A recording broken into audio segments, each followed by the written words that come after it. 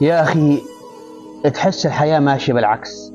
أحيانا تشعر بأن خبزك ما بيملح، ولكن في الحقيقة اللي ياكل خبزك هو اللي ما بيه خير. وأحيانا تخسر أصدقاء لموقف ما تقدر تقدمه، ولكن في حقيقة الأمر هم ليسوا الأصدقاء، هم أصدقاء المصالح.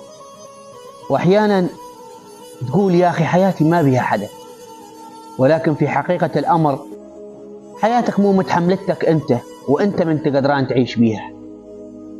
ولو مو حفظ رب العالمين أنت طالع منها من زمان. وأحيانا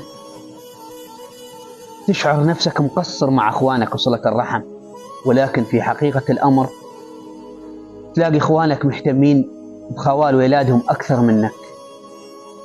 وأحيانا تشعر بأن الغربة هي النجاح، ولكن في حقيقة الأمر الغربة هي من العمل إلى البيت، ومن البيت إلى العمل. وأحيانا تشعر أنه لازم تقعد مع نفسك وتراجع حساباتك كثير، وترجع تقول لازم نحط النقاط على الحروف. حياكم الله وبياكم.